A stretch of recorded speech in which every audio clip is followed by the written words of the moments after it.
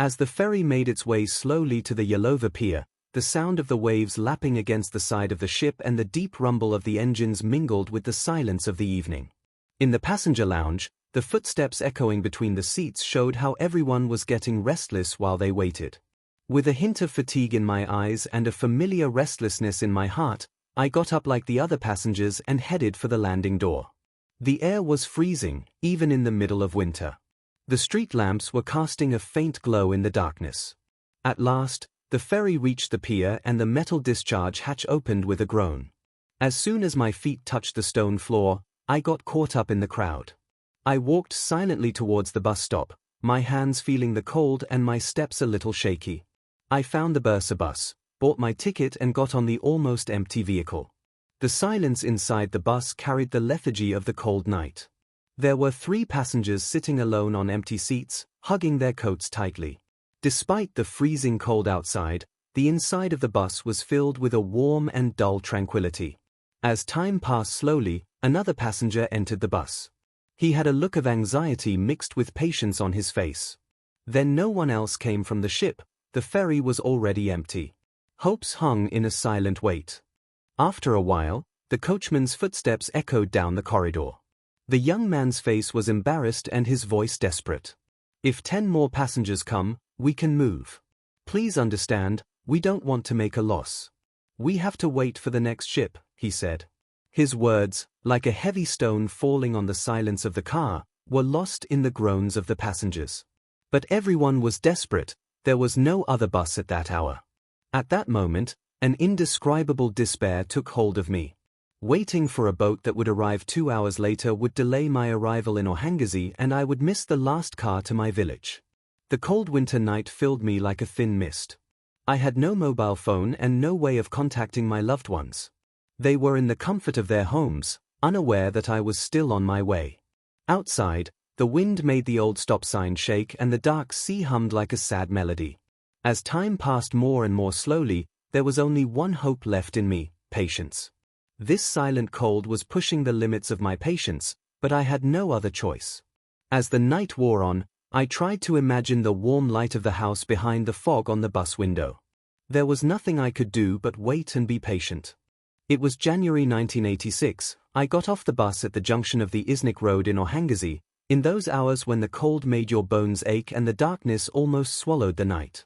As the door of the bus closed, the driver's voice echoed in the darkness, and then the vehicle drove off, tearing through the darkness. Suddenly there was silence around me, the wind sliced my face like a cold, sharp knife, burning my eyes. I buttoned my parka with trembling hands, pulled my scarf tightly over my face, took the woolly hat from my pocket and pulled it over my head until it covered my ears. This cold was a cold that cut people off from life and penetrated to the very depths of the soul. I reached for my suitcase, which had been left by the side of the road, heavy as lead. I crossed the road, changing hands a few times.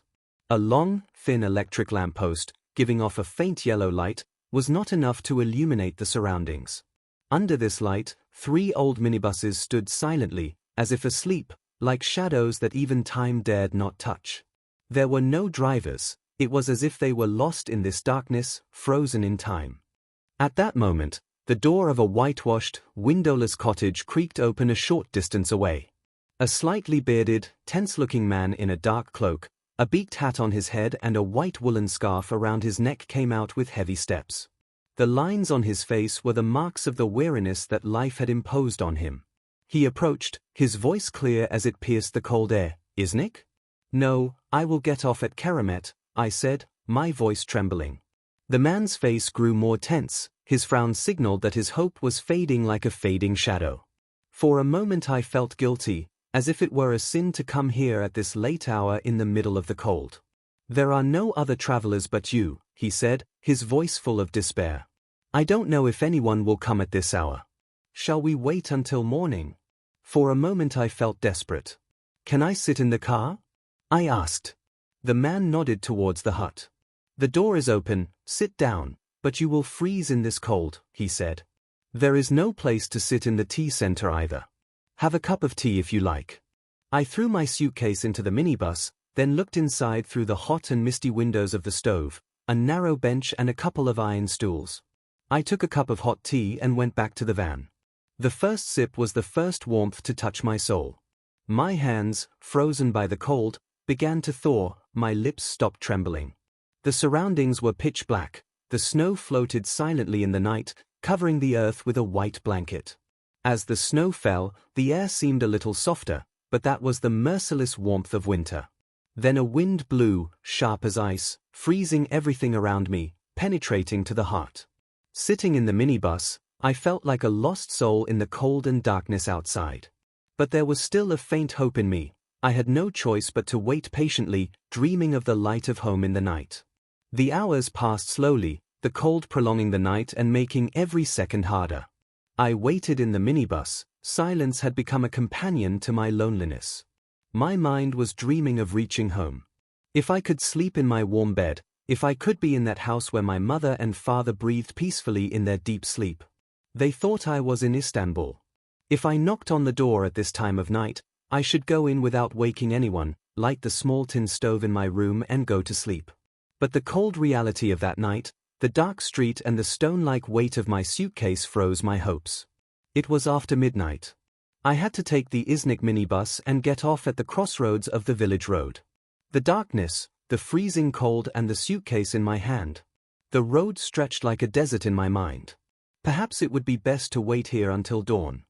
While I was lost in the whirl of my thoughts, the door of the minibus opened with a metallic groan. The figure emerging from the darkness was like a shadow. He was a fat, pot-bellied man wearing a fedora, a grey coat down to his knees and a thin moustache. The light filtering through the shadows made his features indistinct. His eyes searched the darkness. He poked his head in and asked in a heavy voice, "Where's the driver?" As the question hung in the air, the door of the tea stall opened again. The man from before, wearing a dark coat and a white woolen scarf, came towards us with quick steps. This time there was impatience in his steps, and among the howling of the wind and the silent dance of the snowflakes, a new voice echoed, mingled with the waiting. "Iznik?" the man asked, his voice piercing the cold. His eyes shone as if defying the night. "Yes, Iznik," said the fat man in the fedora. The lines on his face showed the years he had lived. "When are you leaving?" The driver pursed his lips under his thin moustache and nodded. "Well, brother, there are no other Iznik travelers but you. This young man will get off at Keramet," he said, pointing his head at me in the minibus. "Let's at least pay for the petrol.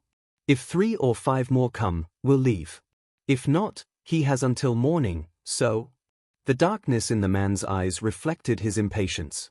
He frowned and looked around, tapping his feet slowly on the ground, his steps casual in the cold air.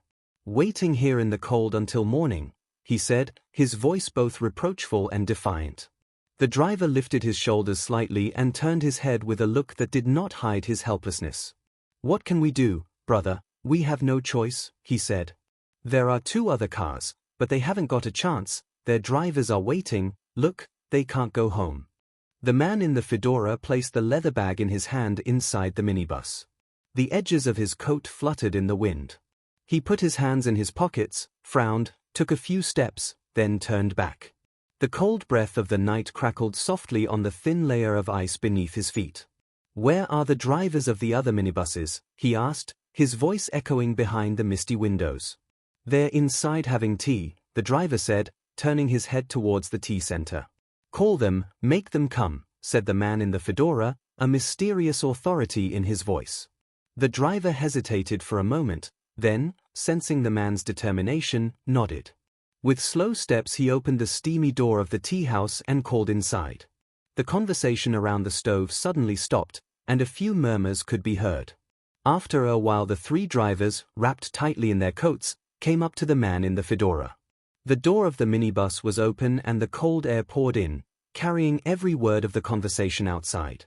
The man's voice, echoing in the silence of the night, made me shiver. He was looking for a solution tonight, in the middle of this cold and dark wait. "How many passengers do you need to lift the minibus?" the man in the fedora asked, his voice echoing like an order piercing the night. The drivers exchanged glances, puzzled by this unexpected question. Silence enveloped them like a cold breath in the darkness. The oldest driver opened his lips reluctantly, the cold wind accompanying his words. "What are you going to do, sir?" No more travelers will come after this hour. We will wait until morning, he said. His voice was tired. No other answer was to be expected at this hour, when hopes were already frozen. Tell me how many passengers we need, the man in the fedora repeated, his voice echoing in the cold air and breaking the indifference of the drivers. Our driver jumped in, his voice shaky but clear. At least 10 people will save us. Anything less is a loss. But as Hussein Abi said, no one will come at this hour. We must wait for the morning. Tomorrow morning, around 8 or 9 o'clock, the passengers will start to fall. The man's face stretched like a shadow in the darkness, and the words that came out of his lips with a thin anger were heard. Why wait in the cold for the morning? With these words he reached into the pocket of his coat and pulled out a bulging wallet. The shiny leather gleamed in the light of the rickety street lamp. 10 people? You want to charge 10 people for the car to leave, he said, his voice fortified by an unexpected determination. Okay, I'll pay you for 15 people. No one should have to wait in the cold. Take them. The man took the coins from his wallet and handed them to each driver. As the drivers held the money in their hands in amazement, they almost froze. It was hard for them to grasp the reality of the moment. It was the first time they had seen such generosity and determination. Without a moment's hesitation, the man in the fedora took off his hat and handed it to one of the drivers, then took his coat off his back and handed it to the other. Come on, we're all going together, what are you waiting for? He shouted. The drivers ran happily to their vehicles, the deep rumble of the engines tearing through the night and waking the minibuses from their sleep. Our minibus went first, followed by the other two, and we started to move towards the Iznik Road. The fat man got into our minibus and sat on the front seat. He turned around, looked at me and asked, "Where are you going?" "I'm going to Keramet, I have to get off at the end of the road," I said, my voice trembling, a feeling of fear creeping into me. The man's eyes swept over me carefully, then he turned to the driver and said in a firm voice, "The child cannot walk that way at this hour, in this cold. Take him to his village, I'll pay you whatever the fare is." The driver nodded. "Okay, brother, you're right. I won't leave him on the road, I won't ask for a fare." The deep silence of the night was broken by the sound of the minibus engine. In a few minutes, the heater inside radiated a warm peace. The cold arms gradually gave way to a sweet warmth. The driver put Orhan Gencebey's cassette on the stereo and the familiar melody of the music filled my ears. When the season becomes spring. When lovers meet. When love fills the heart. It's good to be alive. When the minibus stopped in the village square, my heart was filled with joy. Before I got out, I turned and said to the fat man, "Hey, thank you very much." "Good night," I said. The man waved his hand in the air without turning around, like a goodbye lost in the darkness. The village streets were empty, the lights had gone out in every house and everyone was fast asleep. It took me only a few steps to reach the door of my house. In our village, doors had not been locked for years. It was customary for neighbors to enter and leave their houses freely to get what they needed. I pulled the cord and slipped inside. The silence in the house was like a familiar embrace. I lit the stove in my room, the heat spread quickly. I removed my bed, quilt and pillow from the loader and spread my mattress on the floor. Imagining the surprised joy of my mother, father and siblings when they saw me in the morning, I pulled my blanket over me with an involuntary smile on my face. As soon as my eyes closed, I fell into a deep sleep with a warm peace.